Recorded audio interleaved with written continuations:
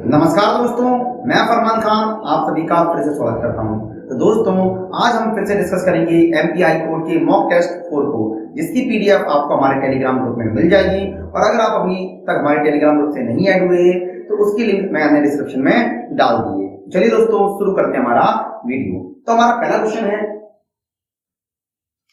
Which of the following is not a type of database? Network database, clerical database, relational database and decentralized database. तो इन्होंने पूछा हुआ है कि इनमें से कौन सा हमारा डेटाबेस नहीं होता। तो डेटाबेस के बारे में अगर हम बात करें तो बेसिकली डेटाबेस 4 प्रकार के होते हैं, और वो कौन कौन से हमारे? सबसे पहला होता है रिलेशनल डेटाबेस, दूसरे नंबर पर आता है हमारा ER मॉडल, तीसरे नंबर पर आता है हमारा नेटवर्क मॉडल, और चौथा आता है हमारा हियरार्किकल मॉडल। तो ये 4 तरह के क्या होते हैं? डेटाबेस होते हैं। अब यहाँ हम देखें तो भाई नेटवर्क डेटाबेस के बारे में हमने बात करी, हियरार्किकल डेटाबेस के बारे में हमने बात करी, और रिलेशनल डेटाबेस के बारे में हमने बात करी। हमने बात नहीं करी किसके बारे में? Decentralized database. तो यहाँ पर हमारा हो जाएगा डिसेंट्रलाइज्ड डेटाबेस नाम का डेटाबेस नहीं होता। तो अब हम बात करते हैं हमारे अगले क्वेश्चन की, जो है www is also known as web server, HTTP, web और वेबसाइट। तो www का मतलब क्या होता है? तो इसका मतलब होता है वर्ल्ड वाइड वेब। क्या मतलब होता है? World wide web. अब इनका दूसरा नाम पूछा हुआ है, तो वेब सर्वर नहीं होता, HTTP नहीं होता और वेबसाइट भी नहीं होता। तो यहाँ हमारा आंसर बचता है सी, वेब। तो वर्ल्ड वाइड वेब को हम वेब भी कह सकते हैं। अब मेरा यहां से एक सवाल आता है कि वर्ल्ड वाइड वेब के जनक कौन है? वर्ल्ड वाइड वेब के इन्वेंटर या फिर फादर कौन कहलाते हैं? मतलब who is the father of world wide web? आपको मुझे जल्दी से कमेंट में बताना है। और अब हम बात करेंगे हमारे अगले क्वेश्चन की, जो है MS word is an example of dash operating system, processing device, application software और इनपुट डिवाइस। मतलब MS वर्ड किसका एग्जांपल है? तो दोस्तों, हम सभी जानते हैं कि MS वर्ड एक एप्लीकेशन सॉफ्टवेयर का उदाहरण है, और एप्लीकेशन सॉफ्टवेयर के अंदर भी क्या है? Word processing software. किस तरह का सॉफ्टवेयर है? Word processing software. तो यहां हम देखते हैं कि ये चीजें दी गई हैं। तो MS वर्ड क्या है? MS वर्ड हमारा उदाहरण है एप्लीकेशन सॉफ्टवेयर का। तो यहां पर हम क्या लगाएंगे? सी। या प्रोसेसिंग के साथ कंफ्यूज मत हो जाना, या डिवाइस बोला हुआ है, प्रोसेसिंग मतलब वर्ड प्रोसेसिंग नहीं है। तो यहां हमारा आंसर क्या रहने वाला है? सी रहने वाला है। तो अब हम बात करेंगे हमारे अगले क्वेश्चन की, जो है what is common measurement of unit of a computer memory? Byte, terabyte, IQ और गीगाबाइट। तो दोस्तों, यहाँ पर क्या बोला हुआ है? उन्होंने बोला हुआ है कि इनमें से चारों में से कौन मेमोरी की जनरल मतलब कॉमन यूनिट है। तो यहाँ हम देखें तो भाई IQ नाम की यूनिट तो होती ही नहीं है। अब हम डेटा का मेजरमेंट हम बाइट यूनिट होती जरूर है, लेकिन हम और आप कभी भी बाइट के बारे में बात नहीं करते। हम ये नहीं कहते कि हमारी चिप क्या है, 4 बाइट की है या 10 बाइट की है। तो भाई बाइट भी आंसर नहीं होता। अब बात आती है तो टेराबाइट है या फिर गीगाबाइट है। तो दोनों ही मेमोरी यूनिट ऐसी हैं जो जनरली इस्तेमाल में लाई जाती हैं, लेकिन फिर भी इन दोनों में से भी ज्यादा कौन है? तो अगर मैं आपसे एक सिंपल सा क्वेश्चन पूछूं कि बताइए आपके फोन का इंटरनल कितना है, तो आप अपनी जवाब क्या देंगे? 16 GB, 32 GB, 64, 128 या फिर 512। आप में से कोई भी ये नहीं बोलने वाला कि मेरे फोन का जो हमारा इंटरनल है वो 4 TB, 10 TB या 12 TB है। क्यों? क्योंकि टीबी एक बड़ी यूनिट है, और वर्तमान में बहुत कम ही मॉडल ऐसे हैं जो आपको टीबी में स्टोरेज देते हैं। मतलब आज भी ज्यादातर किसका इस्तेमाल करते हैं? जीबी का इस्तेमाल करते हैं। तो यहाँ पर हमारा आंसर लग जाएगा गीगाबाइट। तो यहाँ हमारा आंसर हो गया डी। तो चलिए दोस्तों, अगला क्वेश्चन देखते हैं, जो क्या है? तो इन्होंने बोला हुआ है CPU can be fitted with one or more microchips called IC. What does IC stand? मतलब IC का पूरा नाम पूछा हुआ है। क्या पूछा हुआ है? IC का पूरा नाम। तो IC का पूरा नाम होता है इंटीग्रेटेड सर्किट। क्या होता है? Integrated circuit. तो यहाँ हम देखते हैं इंटरनल सर्किट नहीं, इंटरेस्टिंग सर्किट नहीं, इनपुट सर्किट नहीं, और इंटीग्रेटेड सर्किट। तो यहाँ पर हमारा आंसर हो जाएगा डी। अब मेरा क्वेश्चन है जो आपसे, वो क्या है कि आईसी जो होती है इसके इन्वेंटर या फिर आविष्कारक कौन है, और आईसी का संबंध कंप्यूटर की किस पीढ़ी से है? आप मुझे जल्दी से बता दीजिए कि आईसी का संबंध कंप्यूटर की किस पीढ़ी से है और आईसी का आविष्कारक किसे माना जाता है। तो चलिए दोस्तों, देखेंगे हमारा अगला क्वेश्चन, जो है which of the following is not an OS? तो इनमें से कौन एक OS का उदाहरण नहीं है? तो दोस्तों OS का क्या है? DOS, disk operating system. OS X ये भी हमारा एक ऑपरेटिंग सिस्टम है। C शार्प, तो C शार्प हमारा OS ना होकर एक लैंग्वेज होती है। क्या है? लैंग्वेज। जिस तरह से हमारी जावा होती है उसी तरह से क्या है C शार्प भी बनाई गई, जिसे बनाया था हमारे माइक्रोसॉफ्ट कंपनी ने। तो यहाँ पर हमारा आंसर हो जाएगा C शार्प। तो C शार्प एक लैंग्वेज है, ऑपरेटिंग सिस्टम नहीं है। और चौथा क्या है? विंडोज, ये तो हमारा आप इस्तेमाल करते ही हैं, तो हमारा यहाँ पर आंसर क्या हो जाएगा? C शार्प हो जाएगा। और अब हम देखेंगे हमारा अगला क्वेश्चन। तो अगला क्वेश्चन क्या है? What is dot bat extension, मतलब डॉट बैट का पूरा नाम क्या है? क्या पूछा हुआ है? मतलब डॉट बैट किस तरह का एक्सटेंशन है, सॉरी पूरा नाम नहीं पूछा, डॉट बैट किस तरह का एक्सटेंशन है। तो पहला बैकअप फाइल, तो बैकअप फाइल का एक्सटेंशन होता है डॉट BAT, ना कि डॉट BAT। तो बैकअप फाइल का एक्सटेंशन आप क्या मानोगे? डॉट BAT होता है, डॉट BAT नहीं होता। अब सिस्टम फाइल, तो हाँ ये सिस्टम फाइल का एक्सटेंशन हो सकता है, क्योंकि सिस्टम फाइल में हम .com, .sys और .bat मानते हैं। तो यहाँ पर हमारा आंसर हो जाएगा B। लेकिन बाकी ऑप्शन पढ़ना भी जरूरी है, क्योंकि कई बार यही उलझा देते हैं। तो स्टोरेज फाइल नहीं होता, वर्ड प्रोसेसिंग तो ये भी नहीं होता। तो हमने जो सोचा था कि ऑप्शन बी यही हमारा सही आंसर है। अब हम बात करेंगे हमारे अगले क्वेश्चन की, जो है which of the following is not term relating to Excel spreadsheet. तो इनमें से कौन एक्सेल स्प्रेडशीट से रिलेट नहीं करता? ब्राउजर, शीट, सेल और फॉर्मूला। तो दोस्तों हम सभी जानते हैं कि एमएस एक्सेल जो होता है उसमें क्या होता है? वर्कशीट होती है, सेल होता है और फॉर्मूले लगाए जाते हैं। तो ब्राउजर तो एक बिल्कुल अलग कैटेगरी है, तो इसका संबंध एक्सेल से नहीं हो सकता। तो यहाँ पर हमारा आंसर हो जाएगा ए, एक्सेल, ए ब्राउजर। तो चलिए दोस्तों अगला क्वेश्चन करते हैं। In Microsoft Word first line hanging are special form of, मतलब फर्स्ट लाइन और हैंगिंग क्या होते हैं? तो भाई अगर ये बहुत सिंपल सा क्वेश्चन है, लेकिन थोड़ा सा अलग तरीके से पूछा हुआ है, और वो ये चीज आती है कि भाई एमएस वर्ड में स्पेशल और हैंगिंग क्या है। तो एमएस वर्ड अगर आप पढ़ते हो तो वहां पर आप एक चीज पढ़ने को मिलती है, इंडेंट। क्या पढ़ने को मिलता है? इंडेंट। और इंडेंट में हम पढ़ते हैं कि इंडेंट बेसिकली 3 तरीके के होते हैं। कौन से? लेफ्ट इंडेंट, राइट इंडेंट और स्पेशल इंडेंट। और स्पेशल इंडेंट भी कितने प्रकार के हैं? 2 प्रकार के, फर्स्ट लाइन और हैंगिंग। तो यहाँ पर यही तो पूछा हुआ है कि फर्स्ट लाइन और हैंगिंग क्या है, तो ये होते हैं हमारे इंडेंट। तो यहाँ पर ऑप्शन में क्या दिया हुआ है?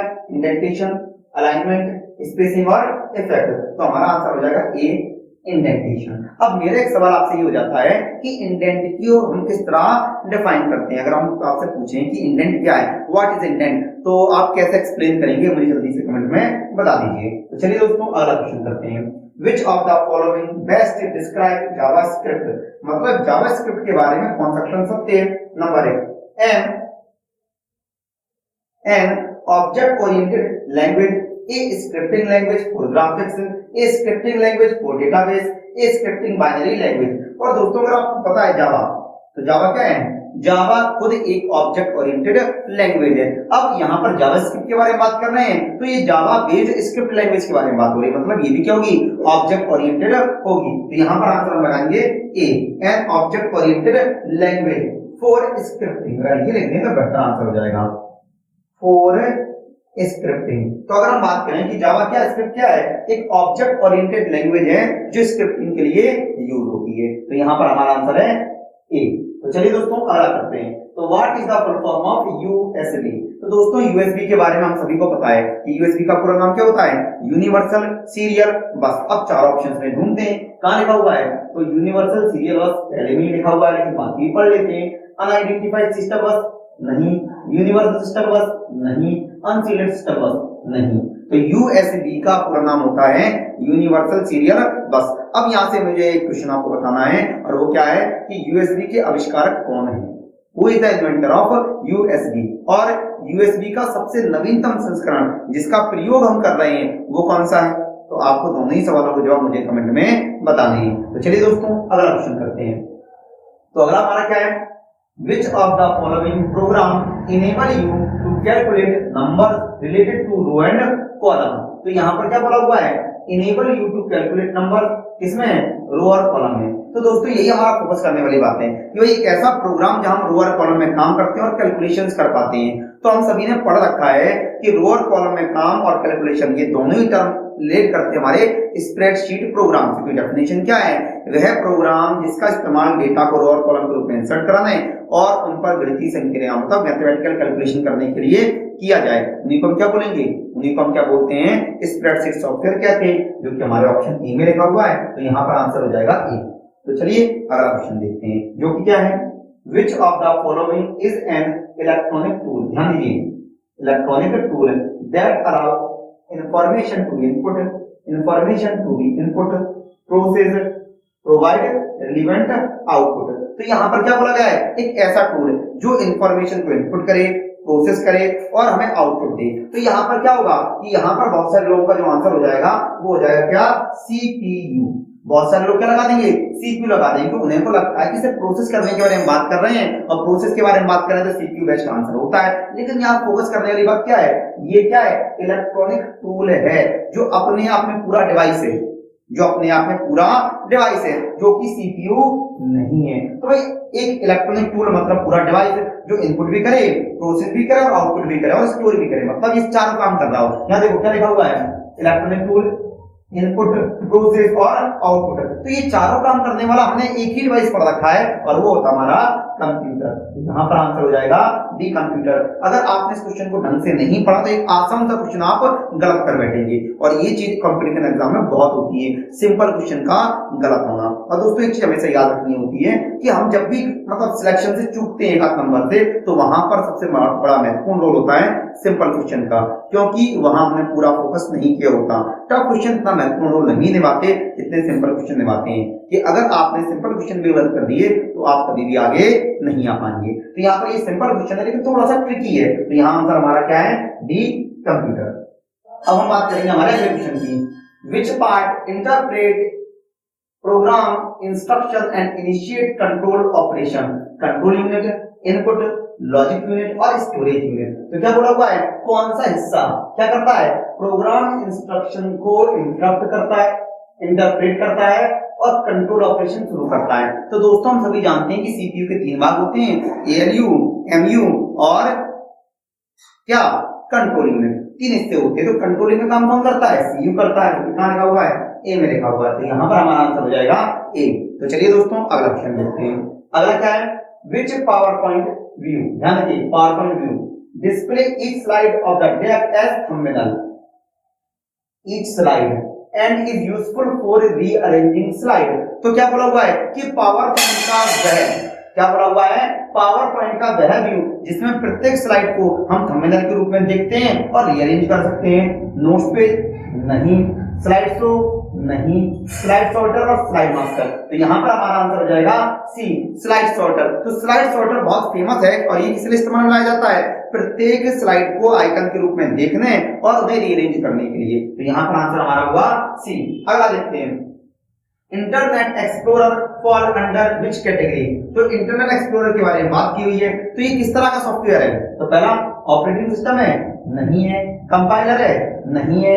ब्राउजर? हाँ, इंटरनेट एक्सप्लोरर एक ब्राउजर है। अब मेरा सवाल ये है कि इंटरनेट एक्सप्लोरर का सबसे नया, सबसे लेटेस्ट वर्जन कौन सा है? आप मुझे कमेंट में जल्दी से बता दीजिए। तो चलिए दोस्तों करते हैं हमारा अगला क्वेश्चन। अगला क्या है? What protocol is used to find the hardware address of local device? मतलब इनमें से किसका इस्तेमाल क्या? Hardware address. अब दोस्तों अगर आपको हार्डवेयर एड्रेस के बारे में पता है तभी क्वेश्चन होने वाला है, अन्यथा नहीं होने वाला। तो हार्डवेयर एड्रेस का मतलब होता है हमारा मैक एड्रेस से। इससे होता है मैक एड्रेस से। अब ये पता लगाना है कि भाई मैक एड्रेस का पता लगाना है तो कौन सा प्रोटोकॉल मैक एड्रेस का पता लगाता है? तो आईपी एड्रेस हमें पता है और मैक एड्रेस का पता लगाना है तो कौन सा इस्तेमाल होगा? तो हम इस्तेमाल करते हैं एआरपी, एड्रेस रिजोल्यूशन प्रोटोकॉल। तो आईपी एड्रेस के माध्यम से मैक एड्रेस का पता लगाने के लिए या फिजिकल एड्रेस का पता लगाने के लिए हम किसका इस्तेमाल करते हैं? हम इस्तेमाल करते हैं एआरपी का। तो दोस्तों यहाँ ढूंढिए एआरपी कहाँ है? तो एआरपी हमारा ऑप्शन डी में। तो ये हो जाता है हमारा डी। अब आपका एक काम है, वो क्या है कि मुझे आईसीएमपी का पूरा नाम जल्दी से बता दीजिए। इसके अलावा आईसीएमपी का कार्य भी क्या है वो भी मुझे बताइए। ओके, अब हम देखेंगे हमारा अगला क्वेश्चन। अगला क्वेश्चन क्या है? A single packet on a data link layer is known as block, path, group और फ्रेम। तो क्या पूछा हुआ है? सिंगल पैकेट किस लेयर पर, डाटा लिंक लेयर। तो डाटा लिंक लेयर का जिक्र उठ रहा है तो यहाँ पर हमारे दिमाग में जो क्वेश्चन उठना आना चाहिए वो क्या कि भाई ये कहां से रिलेटेड है, तो ये हमारे इंटरनेट के नेटवर्क मॉडल का से रिलेटेड क्वेश्चन है, जहां हम ओएसआई मॉडल और टीसीपी आईपी मॉडल पढ़ते हैं। और ये क्वेश्चन कहाँ है, ये हमारा क्वेश्चन है किसका, ओएसआई मॉडल का। अब ओएसआई मॉडल के बारे में मैंने एक डिटेल वीडियो बना रखा था जिसे आप हमारे चैनल पर जाकर देख सकते हैं। इसके अलावा मैं उसकी लिंक डिस्क्रिप्शन में और आई बटन पर भी डाल दूंगा। तो यहाँ पर क्या बोला हुआ है कि भाई डेटा किसके रूप में है, डेटा हमारे डाटा लिंक लेयर में डेटा का रूप क्या है। तो दोस्तों याद रखना कि डेटा जो सबसे पहले लेयर होती है फिजिकल लेयर, वहां डेटा होता है बिट्स के रूप में, किसके रूप में होता है, बिट्स के रूप में। और सेकंड लेयर होती है डाटा लिंक लेयर, जहां हमारा डेटा होता है किसके रूप में, फ्रेम के रूप में। तीसरी हमारी होती है कौन सी, नेटवर्क लेयर, जहां डेटा होता है पैकेट्स के रूप में। और चौथी होती है ट्रांसपोर्ट लेयर, जहां डेटा होता है सेगमेंट के रूप में। तो यहाँ क्या पूछा हुआ है, second layer data link layer के बारे में, जहां डाटा का फॉर्म क्या है, फ्रेम। तो चलिए ढूंढते हैं ऑप्शन में, तो आंसर है डी, फ्रेम। अगला क्या है, in Microsoft Excel which operator is used to begin with the while entering a formula in a cell। मतलब सेल में फॉर्मूले की शुरुआत किससे होती है, तो यह ऑपरेटर पूछा हुआ है। तो यहाँ हम सभी जानते हैं कि किसी भी सेल में फॉर्मूला हम लिखना चाहते हैं तो उसकी शुरुआत होगी हमारे इक्वल टू से, जो कि हमारे ऑप्शन बी में दिया हुआ है। तो हमारा आंसर हो जाएगा बी। और अब हम बात करेंगे हमारे इस वीडियो के आखिरी क्वेश्चन की, जो क्या है, which of the following might be used to convert high level language instruction into machine level language. मतलब इनमें से किसका इस्तेमाल उच्च स्तर की भाषा को निम्न स्तर की भाषा बदलने के लिए किया जाता है। तो बड़ा सिंपल सा क्वेश्चन है कि भाषा को बदलने के लिए किसका इस्तेमाल करते हैं, लैंग्वेज कन्वर्टर का, जो होते हैं असेंबलर, कंपाइलर और इंटरप्रेटर। तो यहाँ पर देखिए कुछ दिया हुआ है तो ऑपरेटिंग सिस्टम नहीं, इंटरप्रेटर। तो ये आंसर हो जाएगा। तो यहाँ पर हमारा आंसर हो जाएगा बी, इंटरप्रेटर। तो आज की पूरी रिसेंट क्वेश्चन हो जाते हैं। अगर आपको यह वीडियो पसंद आया हो तो इसे लाइक जरूर कीजिए। इसके साथ साथ अगर आपको कोई डाउट है तो कमेंट में पूछ लीजिए, या फिर मैंने जो क्वेश्चन पूछे हुए थे उनका जवाब कमेंट में जरूर दीजिए। अगर आपको हमारा वीडियो और हमारा प्रयास पसंद आ रहा हो तो आप इस चैनल को सब्सक्राइब कीजिए, इसे अपने दोस्तों के साथ शेयर जरूर कीजिए। मिलते हैं नेक्स्ट वीडियो में, तब तक के लिए नमस्कार।